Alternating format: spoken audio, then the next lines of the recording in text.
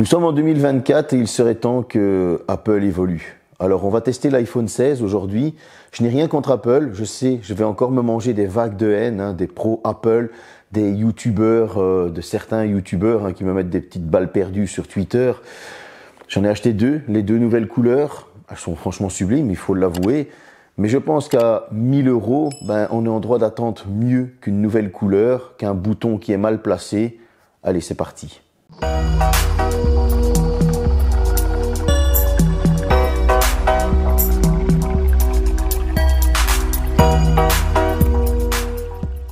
Bon, me direz-vous, pourquoi t'en as acheté deux? Tout simplement que avant qu'ils sortent, j'ai lancé le fameux concours, on arrive à 100 000 abonnés, il y aura un iPhone 16 à gagner et d'autres smartphones. Et je dois tenir ma promesse, tout simplement, même si j'ai pas surkiffé ces iPhones. Alors l'année passée, l'iPhone 15 et 15 Plus pour moi étaient des petits bangers. Cette année, encore une fois, vous payez une évolution. Allons-y. Pour le design, qualité de finition irréprochable, matériaux irréprochables. Il tient super bien en main, il ne prend pas les traces de doigts. Pour ça, je n'ai rien à dire. Il y a même franchement un certain intérêt à ces bords plats, ces coins arrondis, c'est que je peux le poser sur un bureau pour le filmer. Donc moi, ça a son avantage. Il y a deux nouvelles couleurs qui franchement sont magnifiques et moi j'ai adoré ces couleurs-là. De ce côté-là, franchement, encore une fois, rien à dire. Nous avons le bouton multi-action qui est là. Ce bouton multi-action, oui, on va pouvoir lui définir une action, allumer la lampe torche, etc. Voilà. Si vous y avez un intérêt, tant mieux. Normalement, les constructeurs étaient partis vers une optique d'épurer un peu leur smartphone. Maintenant, on repart sur une optique de remettre des boutons un petit peu partout. Y a-t-il un intérêt? Oui, non, dites-le moi dans les commentaires. Nous allons retrouver ce nouveau bouton justement dédié à l'appareil photo et là, je n'y vois aucun intérêt. Alors déjà, je le trouvais mal placé sur la version Pro Max, mais sur cette version 16, j'y vois aucun intérêt. C'est vraiment un bouton qui est dédié à un utilisage, on va dire, un peu plus pro. Et là, j'y vois aucun intérêt. D'autant plus qu'il n'y a aucune utilisation pro sur ce smartphone, au niveau de la photo, même s'il est excellent, il est toujours aussi bon. Et ça, on verra un petit peu plus tard dans la partie photo. Donc, au niveau design, oui, qualité de finition et matériaux, rien à dire. On voit bien que c'est un petit Apple et donc, du coup, on monte dans son statut social. Mais à côté de ça, ça reste dans du basique, comme on le connaît. Pour le petit tour général, on retrouvera du Wi-Fi 7, on retrouvera aussi du Bluetooth 5.3 LE, de la 5G. Vous allez avoir de l'IP68, du Ceramic Shield Glass, génération 2024. C'est l'équivalent du Gorilla Glass Victus 2 de chez Android, donc on est vraiment sur quelque chose de correct. Pour l'IP68 aussi, il peut être immergé pendant 30 minutes, il n'y aura pas de problème. Bon, 170 grammes, on se retrouve franchement sur un chouette petit smartphone. Nous ne sommes pas sur du titane, je tiens à le préciser, on est sur de l'aluminium à 1000 €. Voilà, chez Apple, il ne faut pas s'attendre à du titane. Qu'est-ce que j'ai pensé de la connexion Wi-Fi? Alors oui, je sais, il y a des rumeurs qui courent que le Wi-Fi 7 n'est pas un Wi-Fi 7, etc. Moi, j'ai testé ça sur ma ligne à la maison qui est du 400 MB. Et honnêtement, il me sort 400 MB. On a les mêmes taux de download et de upload, donc de téléchargement et d'envoi pour ceux qui ne comprennent pas, qu'un smartphone d'autres marques, que mon PC, etc. Donc on est franchement sur quelque chose de correct. Voilà, je vais pas critiquer là où il y a rien à critiquer. Au niveau du Bluetooth 5.3 LE, avec des AirPods, je n'ai pas ressenti de déconnexion. À chaque fois, il s'est connecté assez vite. Cependant, et ça, je pense que c'est un bug d'iOS 18, comme son grand frère, le 16 Pro Max que j'ai testé, il y a des problèmes de connexion avec la voiture. Il faut systématiquement aller dans le Bluetooth, appuyer pour se connecter. C'est assez, vous allez me dire, ça prend 2 secondes. Oui, mais c'est chiant. Ça pourrait se faire automatiquement. Et alors, forcément, ça a été testé sur une Volvo, ça a été testé sur une Mercedes, une BMW et une VW. Voilà, il y a que sur une française que j'ai pas testé, excusez-moi, j'ai pas demandé à des potes, mais en tout cas, voilà, je trouve que ce genre de choses ne devrait pas arriver. Cependant, au niveau du Bluetooth, je n'ai pas eu de déconnexion avec des écouteurs, même d'autres marques. Ça, il n'y a pas eu de souci. Au niveau des communications pour la 5G, là où j'avais 2 barres de 5G avec une autre marque, j'avais 2 barres de 5G sur l'iPhone et même sur le 16 Pro Max. Donc on est sur une captation du réseau qui est identique à la concurrence, on va pas critiquer. En appel, bien évidemment, je n'ai pas ressenti de connexion, voix métallique, etc. La personne de l'autre côté avait un 16 Pro Max, le mien, et il y avait franchement un son qui était très bon, très clair. Le bruit environnant était assez bien atténué. Il y a même eu des fois où les chiens aboyaient et je les ai pas entendus. Donc je trouve que c'était quand même assez bon de ce côté-là. Il n'y a rien à dire. Maintenant, parlons du son. Ça c'est un point fort chez Apple, il faut avouer, que l'on soit sur 16, 16 Pro, 16 Plus, 16 Pro Max, etc. On a toujours un excellent son et c'est le cas aussi, il y a 2 haut-parleurs, c'est en stéréo, le son est franchement excellent. De ce côté-là, là aussi, franchement, pour moi, c'est un gros plus. Bref, on a un petit tour général qui est assez sympa. On va pas critiquer. On est franchement sur quelque chose de propre. Même si, oui, la connexion Bluetooth avec la voiture m'a souvent cassé les pieds. Et parfois, le CarPlay aussi. L'Apple CarPlay qui déconnait. Le téléphone était connecté. J'avais la musique, mais le Apple CarPlay ne se lançait pas, etc. C'était assez chiant. Alors, au niveau de l'écran, 6,1 pouces, Super Retina XDR OLED avec du Dolby Vision. Vous allez avoir 2000 nits de luminosité, de l'HDR10, 1179 par 2556 pixels pour 460 pixels par pouce. Et là, vous allez me dire, tu parles pas du taux de rafraîchissement. Ouais, 60 Hz, 60 images par seconde. Nous sommes en 2024. Alors oui, ok. On a une très belle image sur cet écran, je ne dis pas. On pourrait avoir une meilleure résolution, c'est vrai aussi. Mais en 2024, 60 images par seconde, un taux de rafraîchissement de 60 Hz. Certes, ça ne dérange pas énormément parce que, comme je le dis souvent, l'iOS est optimisé pour cet iPhone. Excusez-moi, je veux dire, on est quand même à un smartphone à 1000 €, 969 € pour la version de stockage de base, qui elle aussi est très très courte, j'ai envie de dire. 1000 €, 60 Hz. Je veux dire, c'est pas la mort de mettre un minimum de 90 Hz. Enfin, c'est pas non plus quelque chose qui va leur coûter une fortune. Et donc là, on se pose la question quand même, pourquoi on va continuer à acheter ces iPhones, si ce n'est vraiment que pour dire j'ai acheté un iPhone et on est sur un statut social. Pourquoi? Voilà, je veux dire, niveau fiche technique, on n'est pas à ce que la concurrence propose, parfois même moins cher, il faut l'avouer. Vous avez des smartphones à moins de 700 € qui vous proposent vachement mieux.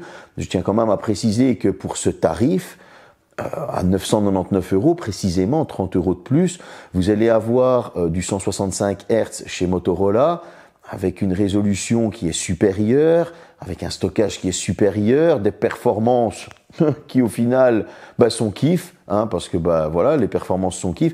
Donc du coup, vous voyez, je veux dire, je prends Motorola en exemple, mais il y a aussi du Samsung, etc.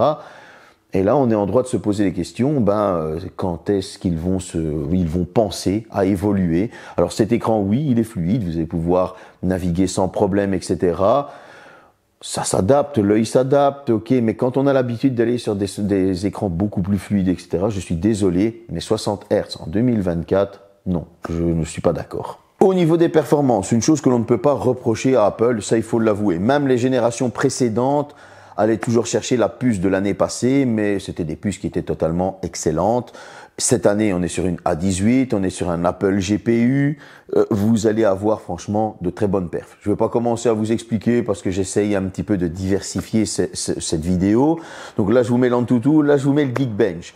Comme vous pouvez le voir, on est sur des scores qui sont franchement excellents, que ce soit à l'Antutu, et on est sur des scores qui sont clairement multitâches, que ce soit sur le Geekbench. Donc, vous allez pouvoir utiliser cet iPhone pour un utilisage pro, mais aussi un utilisage gaming. Et c'est là où Apple s'est amélioré, c'est avec tout simplement le gaming.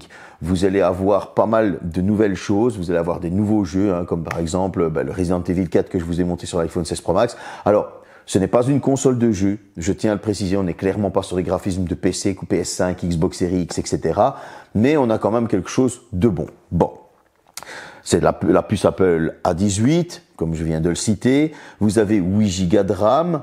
Sur un Apple, c'est suffisant parce que iOS est très bien optimisé. Là où j'ai un problème, c'est le stockage qui commence à 128. Ouais, je suis désolé, mais 128 Go de stockage, 969 €. Ok, on est sur du NVMe, je dis pas le contraire, mais bon sang, 128 Go de stockage pour commencer à 969 €. Alors que la concurrence Android va vous proposer du 256, parfois même du 512 Go à ces tarifs, si on va chez du Xiaomi, etc. Et là, moi, ça me pose un problème, encore une fois. c'est que je me pose encore cette question, quand Apple va-t-il évoluer?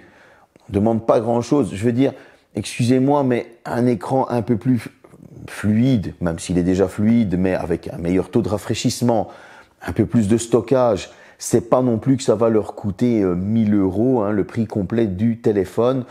Donc voilà, je veux dire, certains vont me dire oui, mais les prix n'ont pas augmenté. Oui, d'accord, mais la technologie n'a pas super évolué non plus, ou on va dire la technologie offerte n'a pas super évolué non plus. Et c'est là que ça me pose un problème, parce que même s'il sort d'excellents scores, 128 Go de stockage à 969 €, lorsque vous allez installer un Fortnite et que vous allez installer un Resident Evil 4, et un Genshin Impact, excusez-moi, si vous voulez faire du gaming, parce que c'est ce que Apple dit qu'on peut faire maintenant, avec les 3 jeux-là, vous allez être full stock, donc vos photos, vous pouvez les oublier. Vous allez commencer à vous creuser la tête de vous dire, je vais devoir prendre des abonnements pour mettre mes photos en ligne. C'est pas normal en 2024 d'offrir si peu, tout simplement. Alors, j'ai joué à du Genshin Impact, justement, les graphismes sont très bons, le jeu est très fluide, il n'y avait pas de chauffe, oui, une légère chauffe, mais c'était pas non plus exagéré, donc on était sur quelque chose de franchement très gérable, et vous allez pouvoir vous faire de très bonnes parties. Concernant Fortnite, c'était autre chose, alors je vous mets pas les images parce que tout simplement, on était sur les mêmes graphismes que l'iPhone 16 Pro Max. J'avais pas envie qu'on me dise, t'as repris la même vidéo. Non, j'ai pas repris la même vidéo, mais on était sur la même qualité graphisme et ça chauffait quand même pas mal lorsqu'on l'avait dans les mains. Sur Asphalt Unit, là aussi, on avait de très bons graphismes, même si je les trouve toujours un petit peu mieux personnellement sur Android. Ça, c'est mon avis, mais c'est peut-être aussi une question d'optimisation de l'application, tout simplement. Il faut voir s'il travaille plus tourné vers Android ou iOS, donc on ne va pas en vouloir à Apple. Moi, mon problème, comme je l'ai dit dans cette partie, on va dire performance, cet iPhone est clairement multitâche. Vous allez pouvoir utiliser plusieurs applications en même temps sans qu'il rame, parce que iOS est hyper bien optimisé. Mais là où j'ai un souci, c'est au niveau du stockage. À des tarifs comme ça, on est en droit d'exiger mieux. Avant de passer à la partie photo, iOS 18, je vais le survoler. Voilà la nouvelle mouture 2024 pour les iPhones. Qu'est-ce qu'il y a d'exceptionnel? L'Apple Intelligence, ah non, il n'est pas présent, vous le savez, donc je ne vais pas m'éterniser là-dessus. Oui, l'intelligence artificielle. Vous allez avoir les icônes qu'on peut changer de couleur, les mettre où vous voulez. Ah oui, ça se fait depuis 10 ans sur Android. Alors non, je ne tape pas du sucre sur le dos d'Apple, mais je trouve que voilà, on pourrait faire vachement mieux. Alors oui, il y a eu quelques bugs au lancement d'iOS 18, maintenant ça commence à s'améliorer, donc tant mieux, parce que ça, il faut avouer que Apple est hyper réactif concernant ses mises à jour quand il y a un problème, etc. Donc ça, c'est un très gros point fort chez eux. Il faut se dire qu'avec les performances qu'on a dans la partie juste avant et l'iOS, vous êtes parti pour facilement 6 ans, voire 7 ans, sans changer votre téléphone. Ça, c'est un très gros point fort chez eux aussi. Donc voilà, vous investissez, mais au long terme, vous pouvez le tenir plus qu'une année. Je vous le dis souvent, ça sert à rien de changer tous les ans. Ces fameux capteurs photo qui ont changé de place. Comme je le disais, le seul intérêt, c'est vraiment la vidéo spatiale pour la compatibilité avec le Vision Pro. Vision Pro que quasi personne n'a. C'est un peu comme si vous étiez dans un club de lecture lorsque vous avez un Vision Pro. Vu le prix, qui peut se le permettre? Ou alors qui a envie de faire un prêt bancaire pour ça, ou vendre un rein, ou que sais-je? Voilà, qui en trouve l'utilité aussi, je sais pas, mis à part un fanboy ou les influx voleurs qui veulent vous le vendre parce qu'ils ont un intérêt derrière, j'en sais fichtre rien. Mais en tout cas, voilà, c'est surtout pour ça que les capteurs ont été déplacés. Donc pour ceux qui critiquaient, oui, ça ressemble à l'ancien iPhone, voilà, c'est vraiment pour ça. Maintenant, il y a une amélioration qui a été faite au niveau des capteurs photo. Ouais, ça, il faut avouer.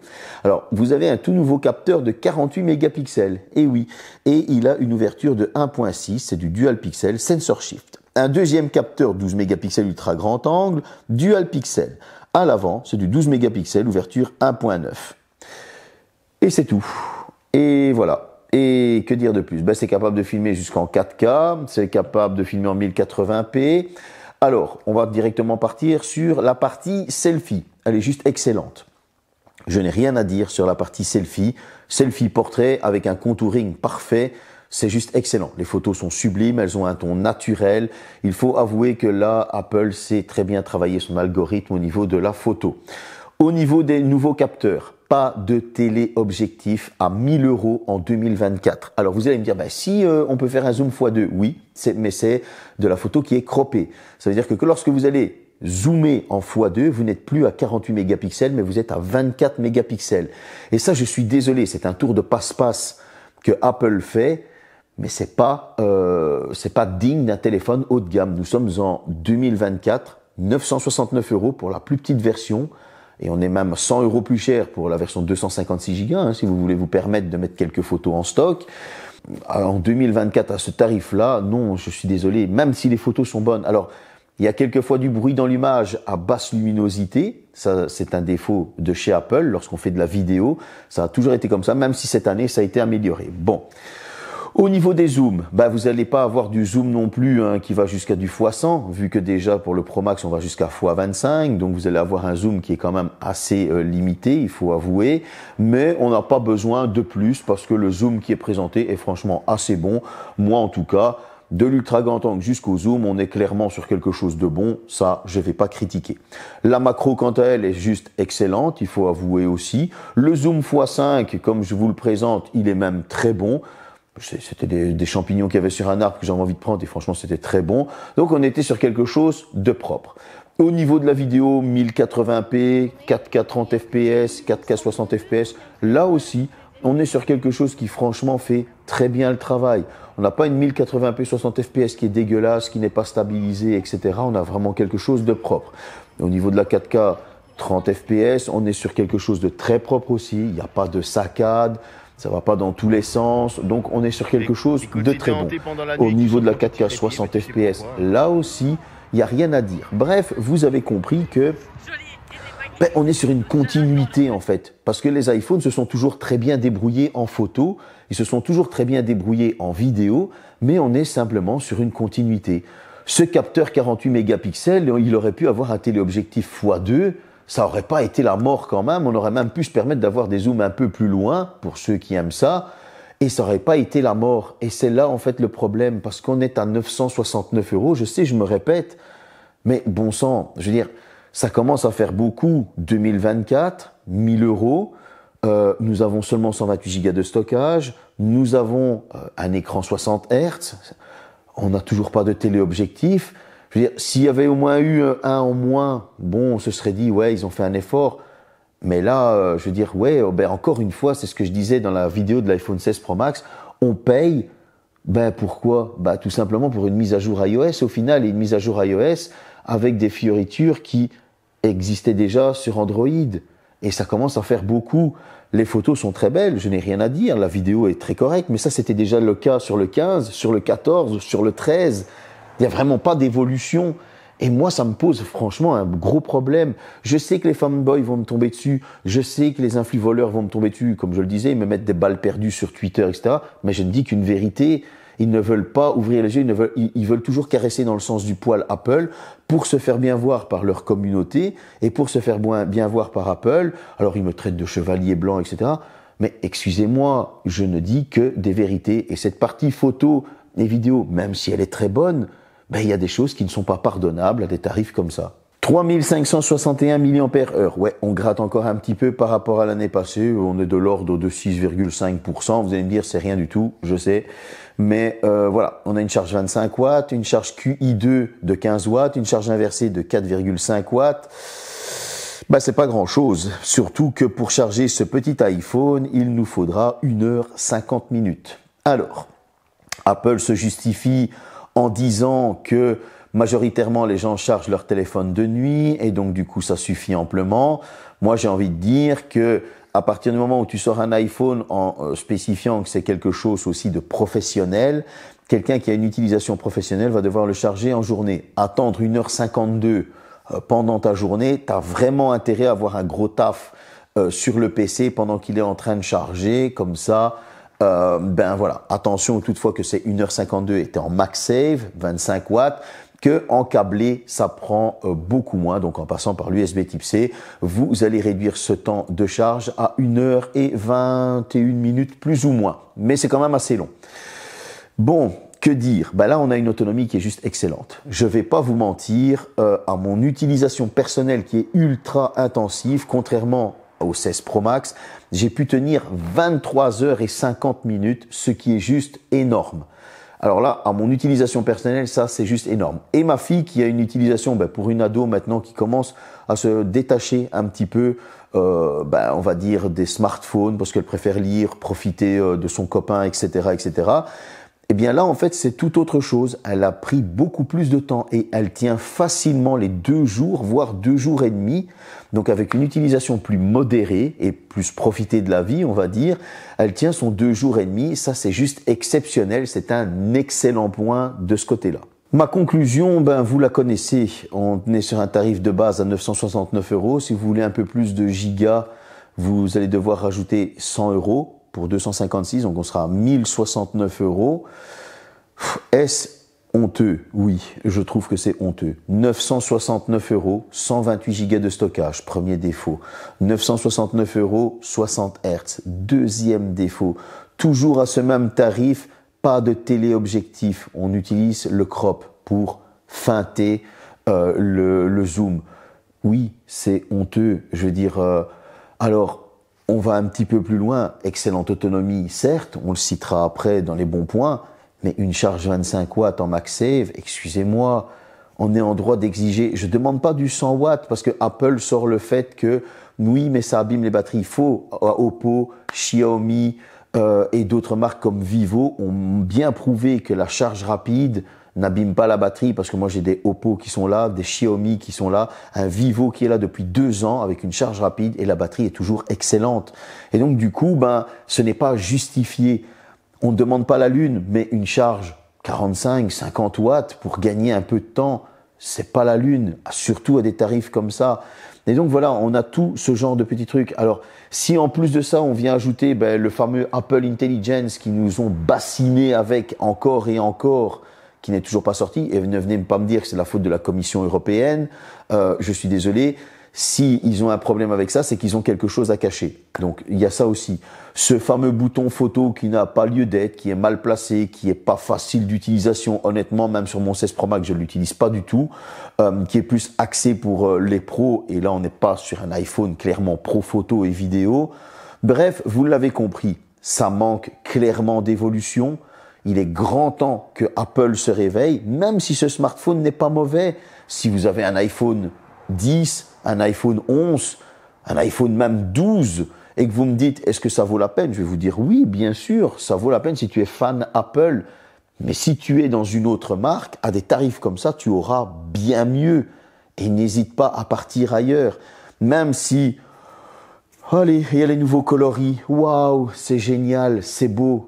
Mais quoi d'autre? Ok, on a une excellente autonomie. Ça, je vais pas le mentir, on a de très bonnes performances. Ça, je vais pas mentir non plus. C'est juste excellent. Qualité de finition, une amélioration au niveau pour tout ce qui est environnement, pour le changement de pièces, etc. Mais ça ne suffit pas à des tarifs comme ça. Ça ne suffit plus. Et c'est là qu'il faut vraiment que Apple se bouge et surtout que les moutons se réveillent et arrêtent d'acheter stupidement chaque année. Comme je le disais, si vous avez vraiment un vieux iPhone et que vous voulez changer, vous verrez clairement une différence. Mais attention toutefois, vous ne verrez pas de différence sur l'écran. Ça, je vous le promets. J'espère que cette petite vidéo vous a plu. Vous êtes de plus en plus nombreux, que ce soit dans les haters ou ceux qui m'aiment. Bon, au moins ça fait un équilibre. N'oubliez pas de me mettre un commentaire, de me mettre un pouce, de vous abonner. Allez, salut!